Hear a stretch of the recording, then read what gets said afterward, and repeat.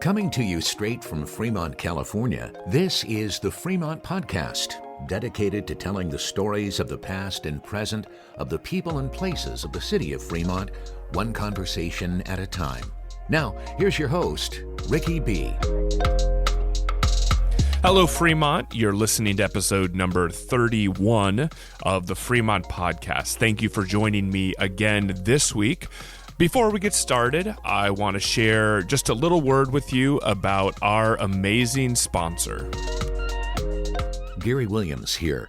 Some friends of mine are making a difference in the community, and one of the ways they're doing that is helping to sponsor this podcast. Petroselli Homes Realty Group is a boutique brokerage service located in downtown Niles. They offer a personal and intentional touch to the home buying and selling market. They take the time to learn each client's story, much like this podcast, because to them, the first step in linking buyers to the home of their dreams starts with understanding and a great deal of trust. John and Jennifer Petroselli have had the honor of helping countless buyers and sellers make effective real estate decisions to plant their roots, raise their families, expand their wealth, or simply relax and retire. So if what I've described is what you might be looking for in a realtor, I suggest getting in touch with Petroselli Homes on Niles Boulevard in downtown Niles.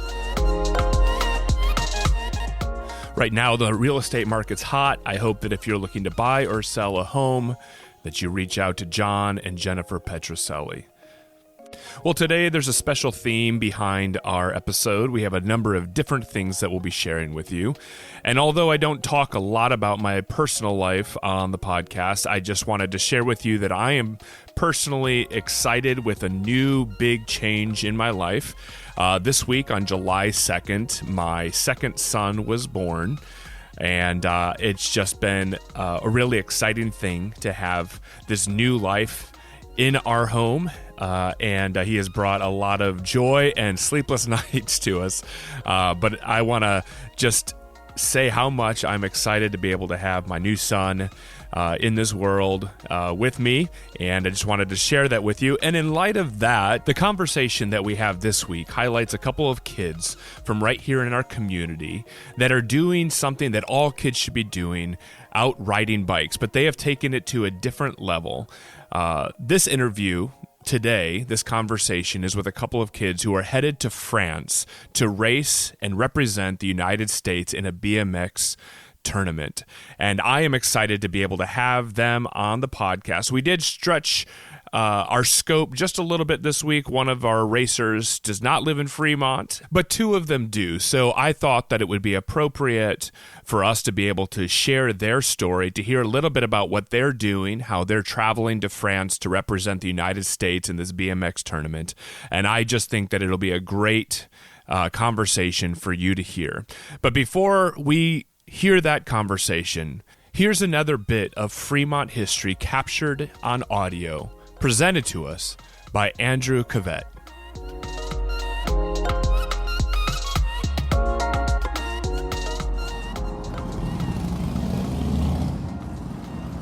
I'm standing outside of a building on the corner of Mission Boulevard and Washington Boulevard. Right now, it's empty and will soon be for lease. Prior to now, it was an after-school learning center, and many years before now, it was the famous Mission Bell Tavern. In an interview from 1994, Miss Shirley Fernandez talked with historian Philip Holmes about kid stuff. School, volunteering at church, playing in the street in the 1940s, and this rowdy bar where her parents worked. There was a little bit of traffic, but there wasn't much. And this, because when we say we used to play baseball, that's when we were in, like in the early 40s. But yeah, when we were kids, we all played out on the street all the time. Yeah.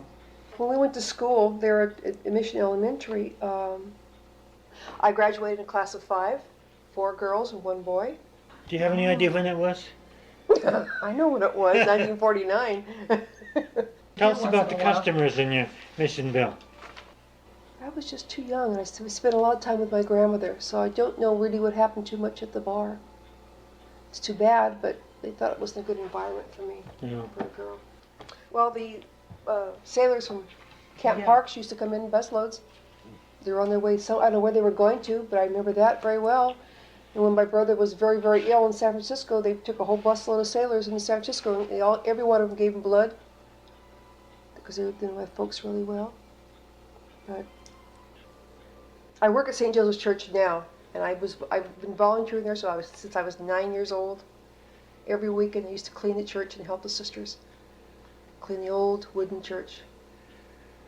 Also in 1945, on June, when they declared the war was over, I got to ring the church bells, and it was quite a thing for me to do. Oh, I think that's great. Because I was there cleaning the church. Father Al says somebody ring the bell, and it was me.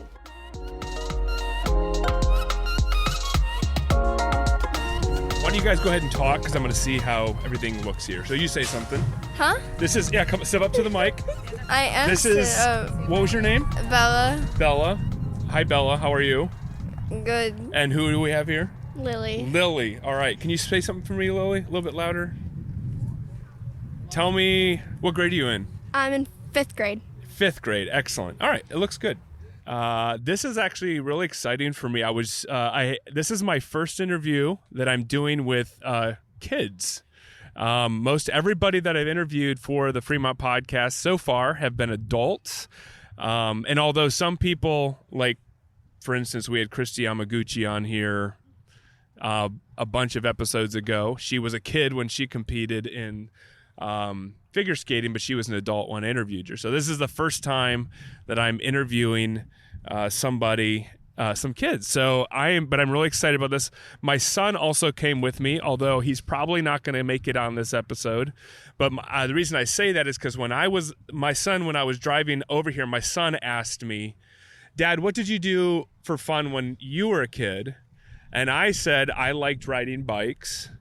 And he said, well, what did you do? And I said, I liked building ramps and trying to jump ramps and stuff. And so you girls are living out a dream of something that I loved to do when I was a kid. So I'm excited to be able to interview you guys. So I have with me, oh my goodness, I forgot your name already. What is it? You Bella. can say it. Speak into the microphone. What is it? Bella. Bella. I have Bella, and I have Lily. All right, Bella and Lily. Let's see. Which one of you lives in Fremont? I do. So Lily, you live in Fremont, okay?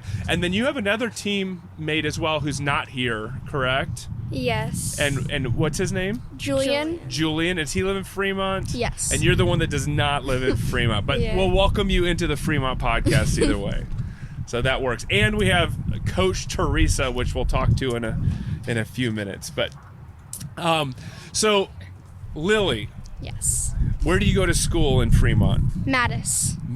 Okay. And have you lived in Fremont your whole life? Yes. Yeah. What kind of stuff do you like to do around Fremont? Is there a place that you like to go and hang out, and or one of your favorite places to go with your family? I like to go to the Alta pool, Okay. hang out with my friends there. Yeah. Very good. Do you have a favorite like ice cream shop or a candy shop or restaurant that you like to go to? I like to go to Black Bear Diner. Black Bear Diner? Oh yeah, that's a great place to go. Excellent. So so when you have spare time and you're not riding your bike, what do you like to do? I like to go to Great America. Oh, yeah. Yeah, hang out with my friends at the pool mostly. That's awesome. Yeah, that's good.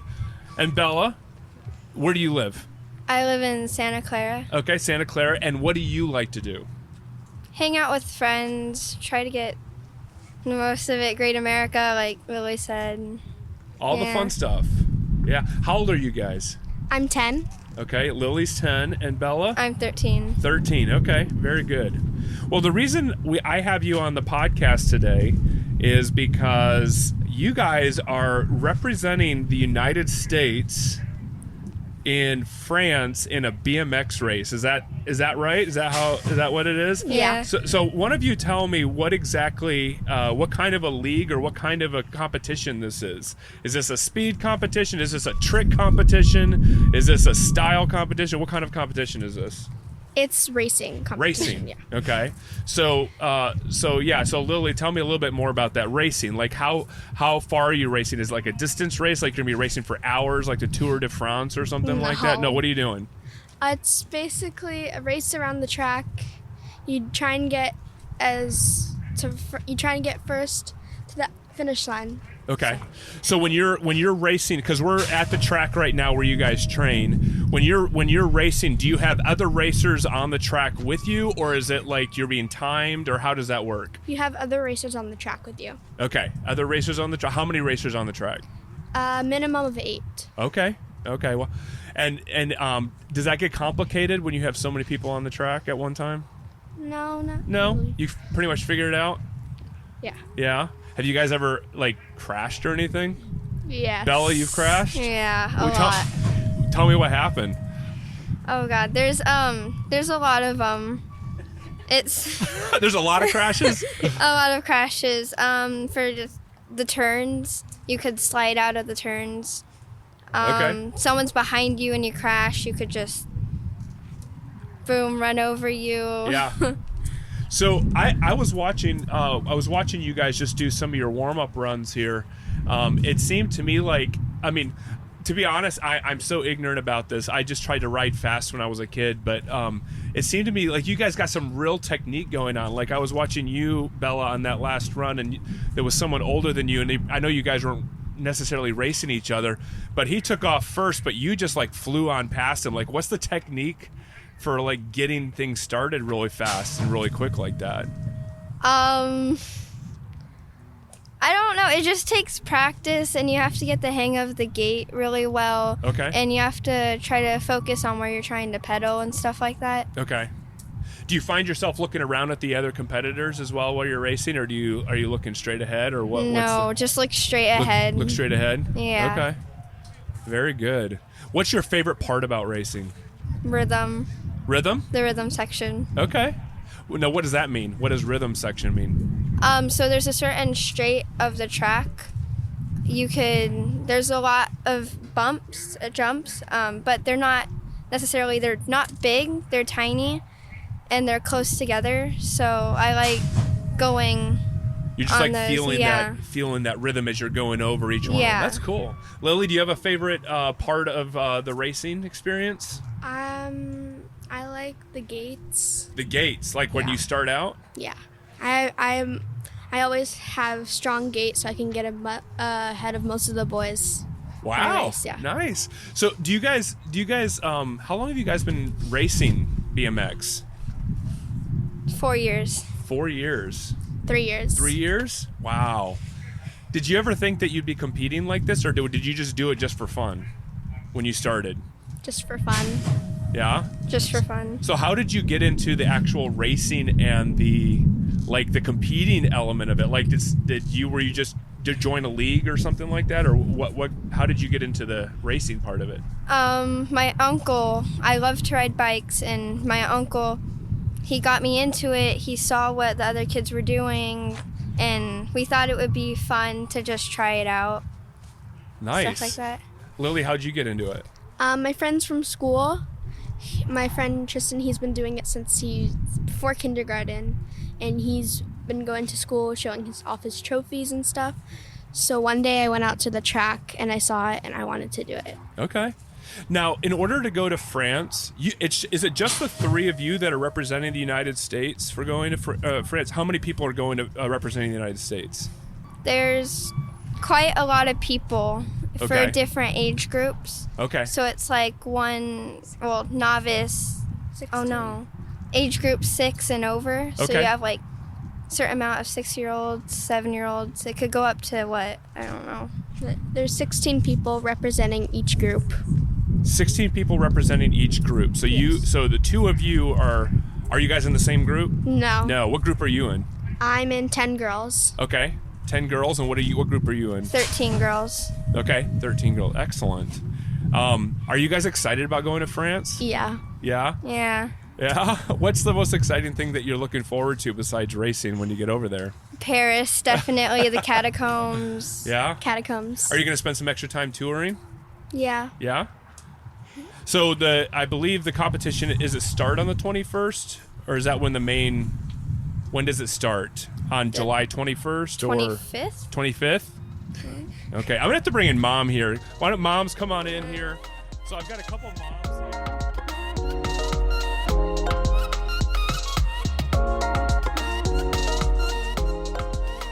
Well, I hope you're enjoying this episode. And before we hear from our racing moms, I wanted to tell you a little bit about one of our sponsors and an event that they have coming up soon.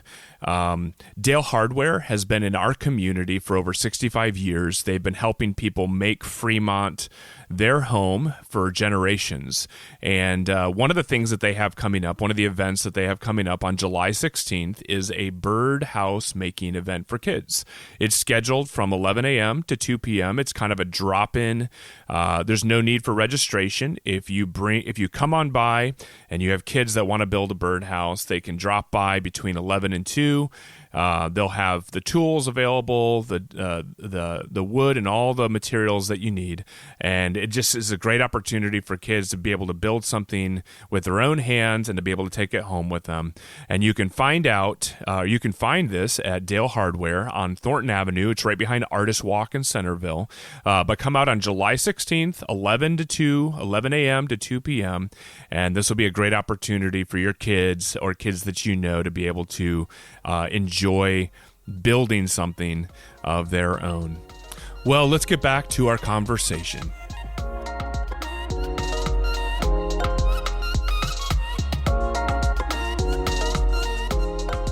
I have Bella and Lily's mom here as well. Aline and Noelle. So what do you think about your girls going and competing for in BMX in France? I mean, it wasn't something that I ever imagined would happen. And it's always, I tell Lily, just go out and do your best. And if things go your way, that's great. If not, we try again. Yeah. And it went her way. Nice. What about you? I agree with Aline. I never thought she would get to this point, and we did the same thing. We came out and we thought we would just try for it.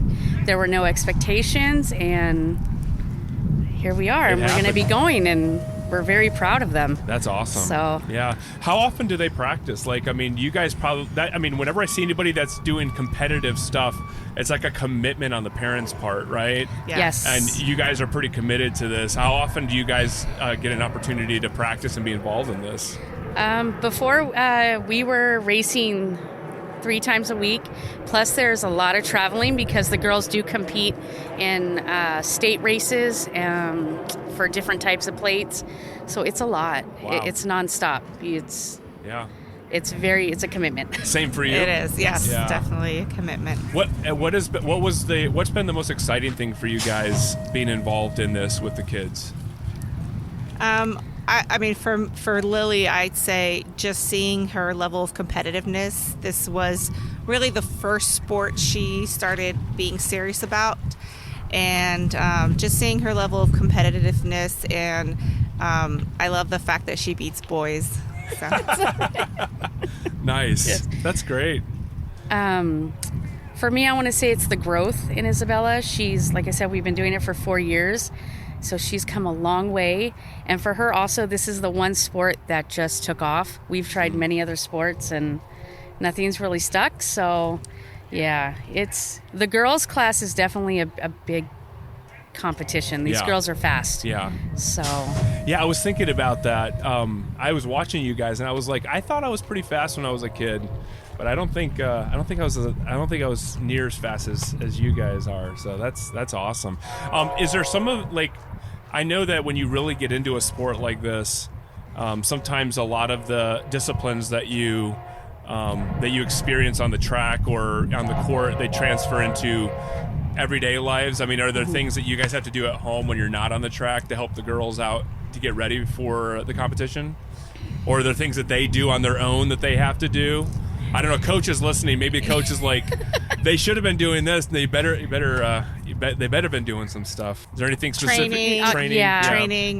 Definitely a lot of sprints, Peloton.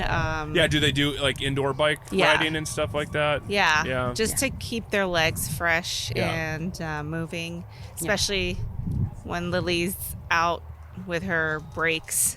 Yeah, I heard Lily say that just a minute ago, that she had a broken arm. Is that right? Broken arm? Yeah. So how did you feel about that? I mean, like, I asked them if they get in accidents, and they said all the time, but hopefully they don't break their arms all the time, right? Yeah, we have experience with that. She's broken her right wrist twice, and her left wrist once, and her left pinky once. So we're frequent flyers at PAMF in Fremont. Right.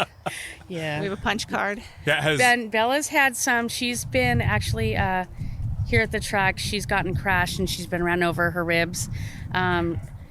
In another one, she got a concussion. Wait a minute, you said what to her ribs? What happened? She was run over with the person behind her. Like someone else? Yeah, had nowhere to go and unfortunately went over her. And then another one, she got a concussion. Wow. Last year for her birthday, we spent the birthday in the ER because she had a crash. We had to go check her arm and elbow. Wow. So with this, and you guys are cool with this? You know what? And as long as they know, YOLO. the faster they get, right? That's right. The faster you get, the more competitive you get. That's right. There's more likely to have accidents. That's right. Yeah. As long as they understand that. You guys sound like my mom, because I broke my arm, I think 9 times. And I don't think that any of them were as heroic or as awesome as the girls' stories here, but I've broken my arm 9 times. My mom was just like, well, guess we're going to the hospital. And that's where we ended up, and, you know, all the fun stuff. So that's great. Well, what are you guys excited about? You guys are going with them to France, right? Yes. Okay. Wouldn't miss it. Are you guys excited about going? So excited. Yes. Yeah. I think we're more excited than the girls are. Are you guys how many in the family, or who all's going for you guys? So for me, it's just my daughter and I. Okay. It's just going to be us. Okay. And then my husband, myself, and Lily. Awesome. Yeah. Very good. Well, I mean, is this something that you guys hope to have the girls doing for a long time to come, or is this going to be like a one and like now that you made it this far, it's like done, or are you guys going to keep competing?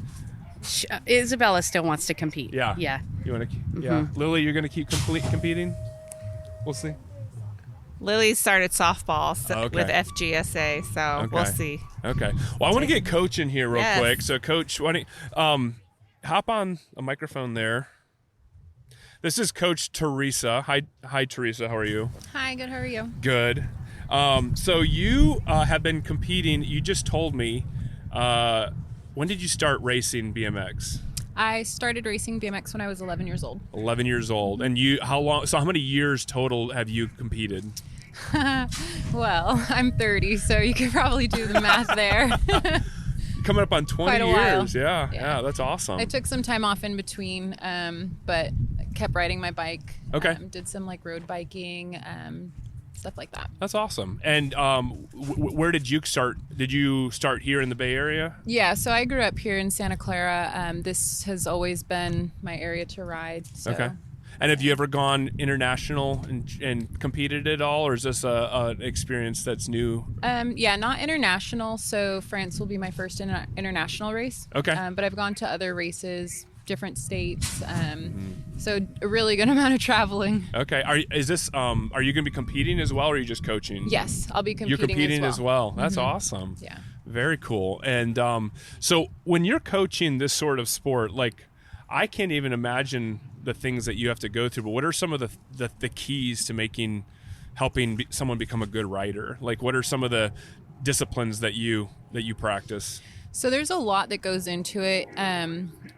There's a whole mindset, having that good attitude, knowing that you're determined and you're ready to go. Also the training aspect. So there's on the track training, and there's also the training that you do off the track. I do work with them with nutrition, making sure that their diet, exercise, and everything is all on top, because they all play a role with each other. So, keeping your endurance up, strength training, sprints, lots and lots of stuff that they do need to keep up with. Okay. And is this something that you're hoping to do for a long while to come? Yeah. Yeah? Yeah. That's awesome. I'll probably be like 50, 60 years old still on a bike. Good for you. That's awesome. That's very cool. When you started out at 11 years old, did you imagine yourself doing this for a long time, or was it just one of those things that you just thought you'd pick up a hobby? To be honest, when I first started, I actually didn't even want to. I mean, I wanted to do this, but I was pretty scared just because all the hills and obstacles look so big. But I started with my brother and his friend. They came out and rode, and then some of the girls out here wanted me to ride. So they got me all set up, and I started racing. And then just from there, it kind of like stills your heart. You don't That's stop. awesome. It's in your blood. Yeah. Yeah. So maybe I should ask the girls this too, but you guys can hop back on this microphone over here. So what is unique about the bikes that you guys choose to ride with? Like, what is it that makes your bikes competitive? I mean, I'm looking at the bikes, and it doesn't necessarily look they don't necessarily look like the BMX bikes that I thought of when I was a kid. But what makes these bikes racing bikes or competitive bikes? Definitely the part of the bike that makes it nice is the frame. You have to get the right size for you, the right size for any other kid. Tires are the main thing. Okay. Yeah. And then Teresa, you're an adult racing. Your bike's not much bigger than the bikes that the girls are competing on, right? So what's the secret there? So mine is actually quite a bit larger, but they don't look that much bigger. Okay. So different size frames. You have like your junior sizes, your expert sizes, pro sizes. I run a pro XL, okay, double XL, so it's much larger than theirs. But all the bikes are set up to their body measurements and sizes. So like their legs, their inseam, will get the right size for their cranks, and their frames, if they're too large or too small, it kind of throws off their riding. So definitely everything's pretty in tune for each rider. Okay. And then do you guys bring do you guys know how to fix all your stuff on your bike? You guys know how to repair flat tires and fix your chains and stuff like that as well? Lily? I don't really know how to, but I always have my dad or my coach helping me out. Your pit crew? Yeah. Your pit crew comes and does it for you? I'm trying to teach them to work on their bikes a little bit because, I mean, you really need to know how to work on your bike as a rider. Yeah, you guys hear that? Coach is like eyeing you over there, telling you that you need to... Oh, I have them putting air in their tires and tightening things, so make sure their bikes are dialed before they get on them. Still learning. Still learning. That's awesome. Well, I'm excited for you guys. I'm proud to say that we have somebody from the Bay Area, or people from the Bay Area and from Fremont that are competing in a national BMX competition. What are you going to do if you win? Like, what is your, do you guys have something that you're planning on doing if you win? Bella, what are you doing? I'm not sure, to be honest. That's hard. The competition's going to be really hard there. It's going to be hard? Yeah. Because you have people from all over competing with you. It's gonna difficult, but we're gonna try. What do you guys do to keep your mind positive as you go into it? Definitely in the chutes or behind the gate, don't worry about all the other people. Just remember that you have to do your best on the track. Yeah. Bella, do you have anything that you're doing to keep yourself positive about this? Don't think negative. Don't worry about all the other riders riding with you. Just stay focused, stay positive. Yeah. Teresa, is there a secret that you have that keeps things headed in the right direction?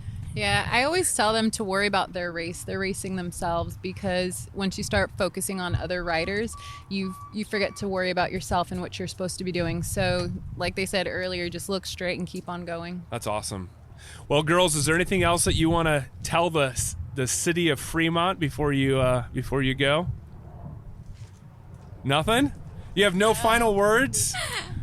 I do. What are your final I am words? super proud of these girls and all the efforts that they've been putting in between training and, just all the struggles that they've been through this year and last year, but they still have that determination and they're still going, and I'm super proud of them. So I want to wish them luck, and I'll be right there by their side. That's awesome. Well, girls, we're really proud of you, and I'm glad that I got to learn about you before you left to compete. But it's a privilege to have you on the podcast, and I hope to hear good reports, whether it's a win or whether it's just feel good about your racing and an exciting time at the Eiffel Tower and all that stuff. I'm looking forward to hearing about your trip when you get back. A lot of pictures. What was that? A lot of pictures. Yeah, a lot of pictures. That's right. Well, be sure when you get back, we'll have to connect and find out how you guys did, so we can let the people in the Bay Area and in Fremont know how you did. So thank you guys for being on the podcast. Really Thank you for having us. Yeah, I really appreciate it, and thanks for taking a little bit of time, and good luck. I hope it goes well. Thank you. If you would like to know more about these racers, and if you would like to help support them in their trip to France, you can find out more details about a GoFundMe that they have set up. I have that posted in the show notes below. Thank you for listening. Have a great week.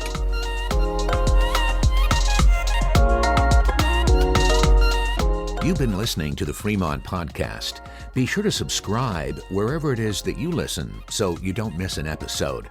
And if you're so inclined, leave a kind review so that others can find the podcast. To stay connected with us, you can find links to our social media and other content at thefremontpodcast.com. Special thanks to the Washington Township Museum of Local History for access to their historical audio archives for our moment in history. And thanks to Andrew Cavett for curating the audio and settings. I'm Gary Williams. Join us next week on the Fremont Podcast. Muggins Media.